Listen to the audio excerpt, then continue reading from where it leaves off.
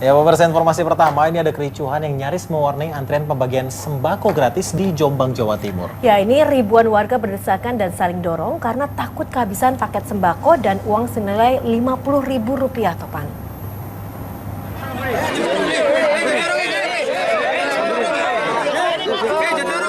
Aksi saling dorong antar warga tak terhindarkan saat proses pembagian sembako oleh pemerintah Kabupaten Jombang, Jawa Timur. Sebagian warga terjepit saat sebagian warga lainnya tak bisa dikendalikan.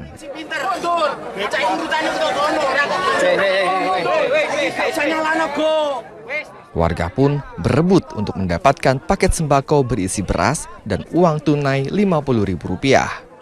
Sebanyak 2.600 paket sembako pun ludes seketika dibagikan kepada seluruh warga duafa di kawasan Jombang. Rencananya untuk apa? Berasnya sama ya, untuk kebutuhan hari raya. Tadi sempat antri lama, kenapa Pak? Ya, nggak tahu, ada berita acara persambutannya dulu. Terus? Habis sudah sambutan, baru dibagi-bagi. Perasaan gimana Pak? Ya, terima kasih Pak, dapat bantuan dari Pemda. Pembagian paket sembako dinilai sangat membantu warga kurang mampu. Sebab selama bulan Ramadan, harga sejumlah bahan pokok terus merangkak naik. Dari Jombang, Jawa Timur, Agus Supriyanto, RTV.